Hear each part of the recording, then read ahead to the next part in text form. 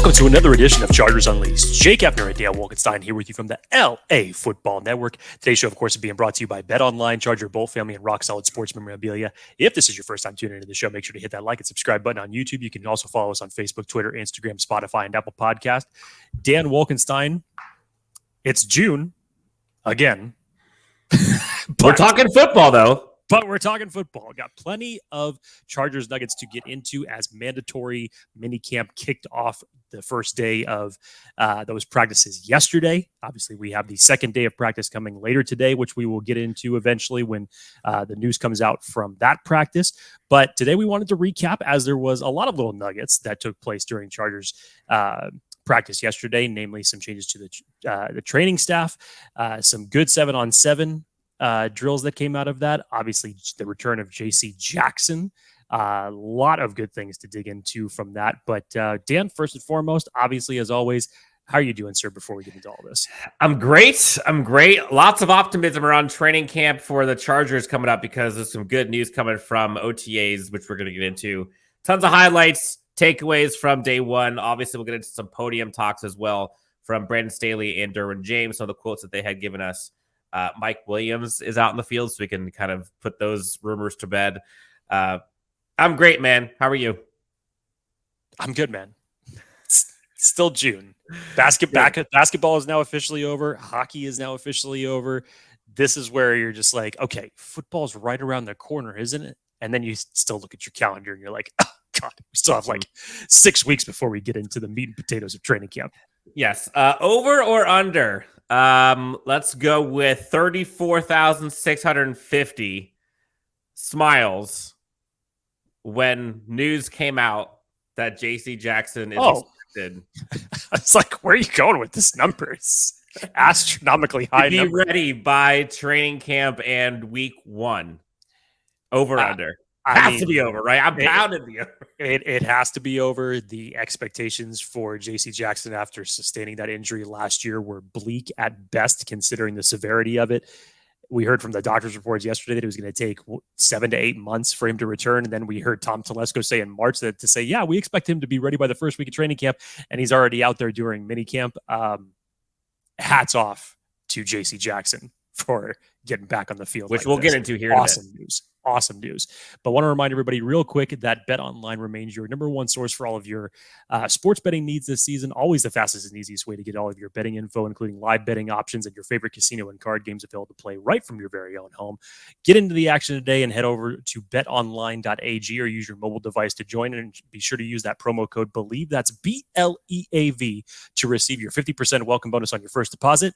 Bet Online, where the game starts. All right, so Jake, before we get into the highlights, takeaways, and podium takeaways from Brandon Staley and Derwin James, got a little giveaway, little fun action going on here for Chargers fans.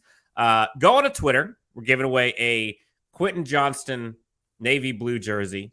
All you got to do, follow and subscribe. Follow us on Twitter, subscribe on YouTube, retweet what we have on Twitter, as well as give a screenshot in the replies of your subscription, and you're entered to win a Quentin Johnston jersey that will be given away next week. Go check out LAC_Unleashed. You'll see the tweet there for the giveaway. Best of luck. It's going to be a fun one. We just had Quentin Johnston on the episode last week. We figured, you know what? Why not? Let's do a giveaway for him because it looks like that kid is going to ball out. Jake, let's get into it. OTAs, mandatory version. Day one in the books. Before we get to the quotes and stuff from the podium, let's go through highlights and takeaways. What say you? Well, I mean, you were talking about the return of Mike Williams. He and Keenan Allen on 7-on-7 drills yesterday. Apparently, according to Daniel Popper and The Athletic, looked phenomenal. They were the stars of practice with Justin Herbert at the helm, catching a lot of great back shoulder passes down the field. I believe Herbert just apparently looked awesome with Keenan Allen and Mike Williams. So you just think, Josh Palmer was the only one of the wide receiver core yesterday that was not practicing. But when you think, just putting it in your mind, again, we're talking about 7-on-7 practices in June. Herbert's finally coming back after his surgery. You're finally having Mike Williams and Keenan Allen back out there for the first time this season. We're talking about just integral pieces of this offense just starting to gel and get together and come along in this new offense that is led by Kellen Moore. And so just the idea of the potential of all of these new additions from the offensive standpoint, both player and coach alike, you just got to be happy about this. And a lot of these passes, Dan, are downfield. And just a little nugget, I know this is something that's obviously been reported over the last couple of weeks, just from what we can see with our eyes. Herbert's mechanics looks like they have changed as well with the higher release now. How many times have we talked about throughout the last 2 years, Herbert being one of the biggest quarterbacks in the league still has some of the most biggest numbers as it relates to defensive knockdowns with his passes.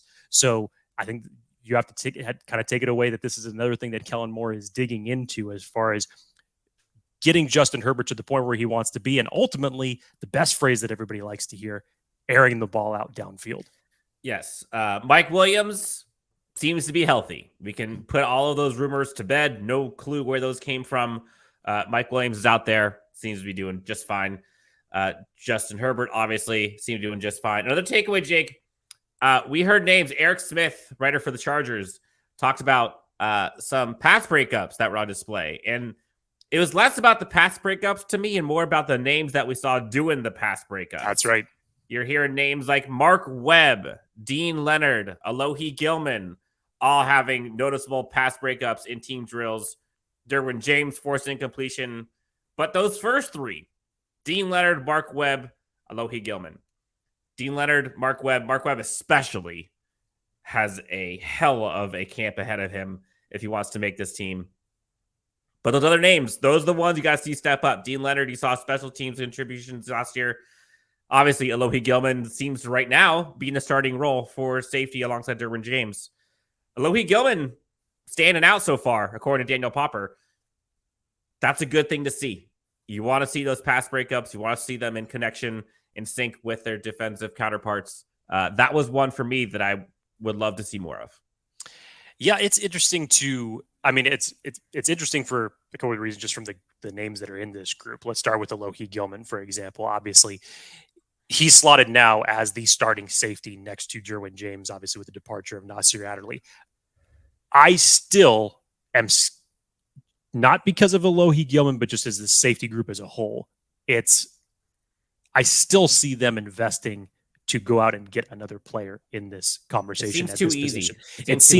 It just seems, as far as if you're looking at the defensive side of the ball, the safety depth here it's lacking. There's just a bunch of unknowns that are in this equation. I really like this news this early on from Alohi Gilman, and obviously he's been around this team for a long time, stepped up in major moments for this team down the stretch late last season, and to hear that he's getting pass breakups over Keenan Allen and other wide receivers and Donald Parham even over the last couple of weeks of practice is a good thing to stand out to. I just still think that the Chargers are going to look to invest to just beef that position up just a little bit more. Now, you move over to a player like Mark Webb. Mark Webb's kind of the forgotten guy in this secondary, especially at the safety position. It's like an enigma. I mean, it's interesting because he is versatile enough to where he could play safety or the slot corner position. And there was so much hype on him 2 years ago in the early parts of training camp and preseason. And unfortunately, he's just been ravaged by injuries over the past 2 years. And his pass breakup was on Keenan Allen. It was the only pass that Keenan Allen didn't catch that was targeted to him yesterday. So I think he's on. You'd probably be able to slot him out on the bubble right now as it relates to if we're thinking ahead and trying to predict the final 53-man roster. But he's a versatile enough player that we all know that Coach Staley values his versatility, especially with secondary players. And when you're talking about a defensive staff that is built by secondary coaches, if he can continue this type of streak and stay healthy, I would love to see him be a part of this roster. Jake, you mentioned healthy. Right as OTAs started, let's talk about health here for a second. Right as OTAs started, you got the notification that the Chargers have promoted Mark Zacconi to Director of Player Health and Performance. Also hiring Sal Lopez, previously with the Titans, as the head athletic trainer, according to Lindsey Theory. They got their training staff done. That was one of the big question marks that we had going into the season, was what was going to happen with that. They made that announcement right as OTA started yesterday. Health is going to be pivotal, as it is for every team, every season, this year for the Los Angeles Chargers. Again, Brandon Staley's first year for the Chargers. Health was great on this team. We all know what happened last year. Let's just say not so great. This is going to be a big one. A lot of folks' jobs are on the line this year across the board. I'm glad they got that done. And I'm glad we know now we can put that to rest.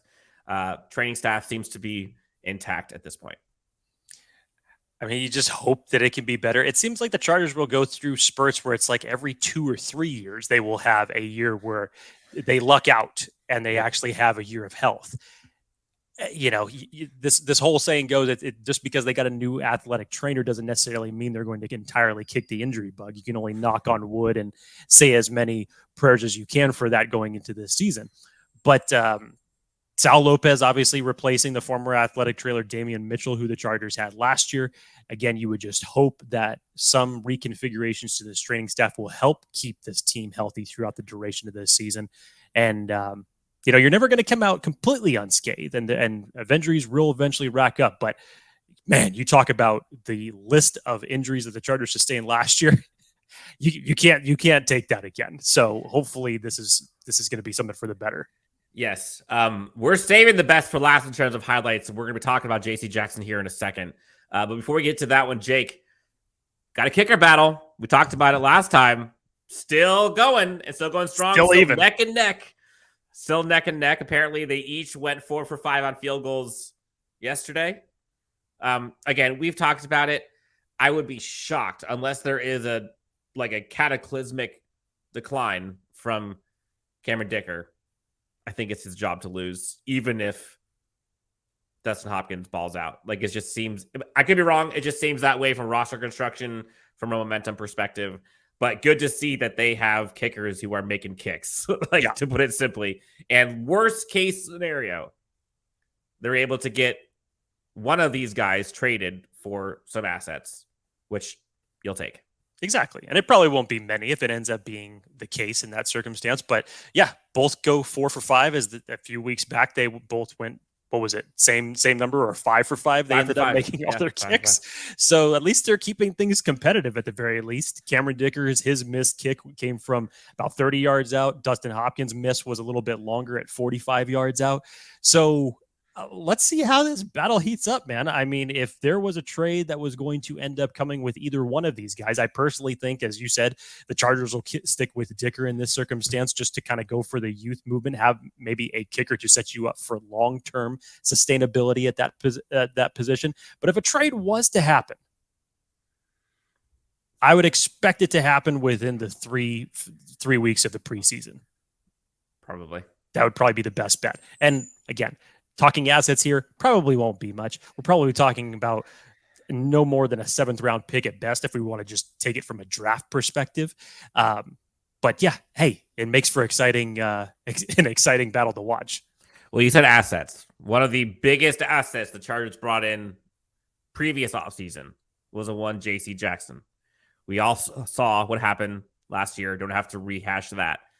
But a one J.C. Jackson looks to be on pace, on track to be ready for training camp and week 1. Again, on track, on pace. I believe he has a doctor's appointment scheduled for Monday.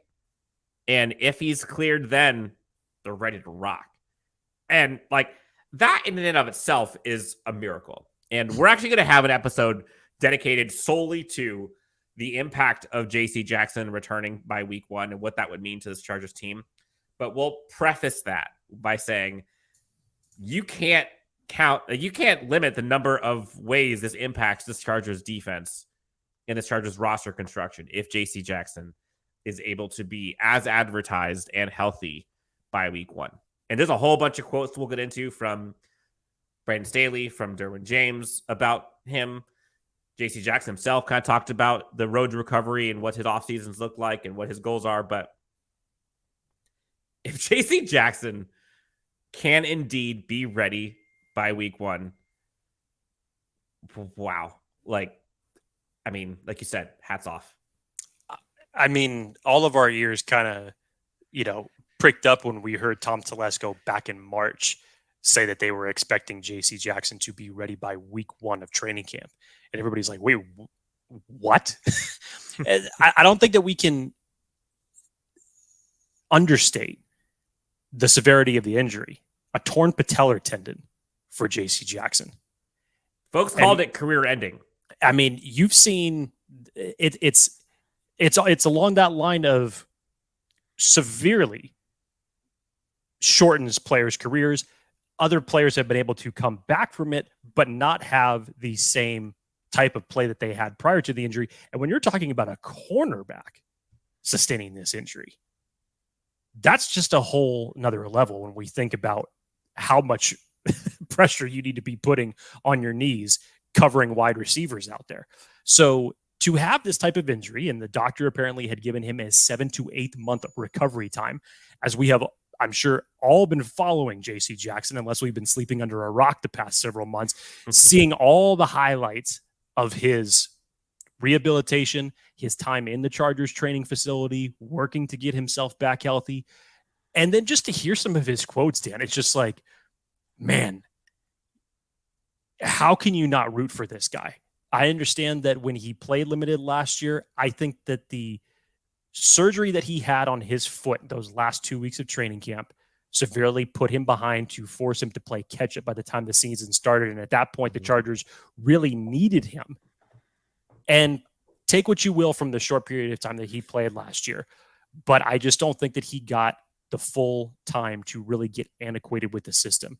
Now, as the team has said, he hasn't left the facility. As J.C. Jackson said, I haven't had an off season. I've been in here working. So you hear his motivation. You hear the quotes that he was saying right before the draft started when they had him on NFL Network talking about what he was going to do. Yep. How can you not root for this guy? Here's a quote. I'm expecting to come out here. This is from J.C. Jackson. I'm expecting to come out here and practice every day. That's how I'm taking it mentally. I'm going to be ready for training camp. I'm going to be ready for week 1.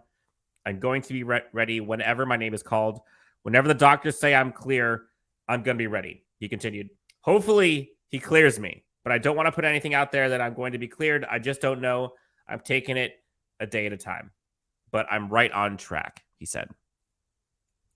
I think it was Derwin James that also had mentioned the play from Asante and a few of the other defensive backs are going to help motivate him into getting back there. I mean, he wants a job. I don't think there's any argument that you could say there's nobody coming into this season more motivated with a bigger chip on their shoulder than what J.C. Jackson has to prove that he can be that guy that he was in New England. And you get a semblance of that player back there with this secondary unit already the way it is. That is a huge boost for this Chargers pass defense. I still got to prove to my teammates and to myself that I'm still Mr. INT. Yes. Chip on his shoulder, a lot to prove. Those are kind of the main takeaways that I had from here before we get to the quotes from the podium from Staley and from Derwin James. Anything else you wanted to cover? Those are the biggest highlights for me. I know we're saving a lot of our J.C. Jackson assessment for later on this week as we want to do a full episode on this just as far as what a return from him means to the secondary unit. But those are all the biggest ones yesterday. We'll see what the second practice yields later today. Yeah, and we'll get to some of the other highlights and stuff in the quotes. You know, Austin Ekeler is back. Joey Bosa is back. JT Woods is back, at least looking more and more strong physically. So let's just get right into some of these quotes. Brandon Staley and Derwin James were at the podium after OTA day 1. Talked about a few things. So let's just kind of go through it. First one, Austin Ekeler, wasn't there, had all the contract stuff going on. He's back. And, in short, Brandon Staley kind of praised Austin Ekeler's ability to just do his thing, man. Like, regardless of what's going on off the field, by the time he needs to be on the field, he's ready to rock. And he doesn't take it for granted, quote unquote. This is from Brandon Staley. So consistent. He comes out here and lights it up. We all know who Austin Ekeler is, but you never take it for granted. Another one, Jake, this was an interesting one. JT Woods, second-year player, wasn't what I think folks thought he would be for year 1. Again, I think this coaching staff, front office, saw him as a developmental player. Year 2 is a big one for him, and this secondary, they're going to need to see some reps from JT Woods in that safety position. Head coach Brandon Staley said the second-year safety has improved his body, but they'll find out more when the pads come on. He noted that he was drafted as a developmental player, but the traits they saw are still there, both physically and mentally. This was the interesting one for me, Jake. Someone asked Staley about kind of the characteristics they're looking for from JT Woods. And as I'm telling you this, does this sound like something that is just JT Woods or from a safety in general? Wink, wink, maybe John Johnson or someone else. The characteristics they're looking for from safety JT Woods include being a complete safety, has full command, a key diagnosed player, can trigger in the run game, show range in the passing game. Now, that doesn't necessarily seem like that is specific to JT Woods. Like, that could be any safety. JT Woods is known as kind of that track speed. He's got that background. But when I heard that, like, that didn't seem like, as much as he was answering about JT Woods, my ears perked up on that of, well, who else could that be? It's a good point. Obviously, I think that Staley, what he says is true, but it's also maybe not telling the full picture, because yes, you would want JT Woods to develop into that. It's hard to assess all of those qualities after a season where he barely saw any playing time, and he's still developing going into year 2 and now being thrust in a more prominent position with Nasir Adderley being gone. And who's going to fill this void next to Derwin James? This is why I go back to what we were talking about earlier when mentioning Alohi Gilman. I think if you look at those traits that Staley was naming off, I think that you could actually say a few things about those that I think Alohi Gilman has obviously proved. And you could tell that by what he was able to contribute to this team late last year, and then already what he's doing in training camp now. Is it the Chargers' job to try to get JT Woods to that level? Absolutely. Investing a 3rd-round pick on him 2 years ago? Damn straight. You better hope that you want to get some of that out of JT Woods from the athletic potential that you drafted him with. Mm-hmm. But to your point, Dan, yeah, there's a little subtlety in there that just, it's a little bit of a hint. And just when you look at this safety depth chart, it seems like there could be a little bit more that could be put together on it just to feel a little bit more stable. Yeah, you mentioned Alohi Gilman. Derwin James was at the podium and talked about Alohi Gilman and gave him a lot of praise, to be honest. Talked about his confidence in him, talked about the confidence that Alohi Gilman shows, his consistency, accountability. He keeps getting better and brings kind of a lot of fun and energy to the team. And so, a lot of folks have talked about kind of the rise of Alohi Gilman and how well he has improved year over year. He's got the faith from Derwin James. That says enough. Derwin also talked about his excitement to get J.C. Jackson about the field, already doing DB drills on the practice field, such. An interesting, I think Derwin James, and I think a lot of this team is, to be honest, sick of talking about that playoff loss. Yeah. Derwin most recently, yes. Yes. Derwin basically was like, I'm paraphrasing, basically like, I'm sick and tired of talking about that. Like, we're way past that. I'm ready for week 1. But when asked about the culture of this team, Derwin James had said, quote, "We know we belong in the playoffs. Every guy here believes in each other." This should be a playoff team. Like, there's no question about it. Can they do it? Remains to be seen. Lastly, Jake, you and I had kind of talked about at length the impact that Derek Ansley brings to this team. Derwin James agrees. When asked about Derek Ansley's impact and leadership, Derwin James basically praised his leadership, noting that Ansley brought the entire DB group closer together every play, every time, and that it's been a joy to be out there on the field alongside of him. Derek Ansley is a favorite on this defensive roster. And you know who else is, Jake? EK. Derwin James was asked about Eric Kendricks, and he immediately, grinning ear to ear, but, "Oh, I love EK. EK is a baller. Good having EK in the middle. Confident guy." Again, he was all smiles. So some little tidbits here, little takeaway from the podium. I think the biggest ones for me, JT was progressing. Alohi Gilman is doing what we hope Alohi Gilman can do if he is slated that starting role at safety. Ekeler's back. If we can see J.C. Jackson, I mean, I think it's obviously the highlight of day 1. But again, like, you kind of take these with like a grain of salt. You knock on everything because as a Chargers fan and covering the team for so long, like we've seen how the other side of this goes. But it's good to get good news on the injury front. 100%. Yeah. So it's a nice tease to training camp, considering where the Chargers at from a health and personnel standpoint as it stands on June 14th. Yes. Yeah. So day 1 in the books of mandatory OTAs. Day 2 happens today. We'll go ahead and, of course, be covering that. And you'll be seeing an episode on all things JC Jackson and his impact if/when he returns. Jam-packed episode here. We went through a lot. Want to make sure that we got folks what they missed if they had not been able to catch it. Jake, anything else you want to tell the great friends of Chargers Unleashed? We got a fun week this week, just as far as the news. Obviously, we'll be covering all the Nuggets win. Day 2 highlights of today's mandatory minicamp come down. And then, as Dan and I had both mentioned, we're going to be doing a separate pod specifically centered around JC Jackson and his importance to this secondary this year. That'll be coming out late this week. And as Dan also mentioned, do not forget the giveaway. Dan, remind everybody when the cutoff is to enter our giveaway for that JC. I believe, don't quote me. I believe, don't quote me on this on the tweet, but I think it's next Friday is when we're going to be announcing it. So make sure you can do it before then. For Jake Hefner, you can find him at Jake T. Hefner. Myself at Dan W. Sports. Guys, gals, thank you so much for tuning in. We'll talk to you next time on Chargers Unleashed.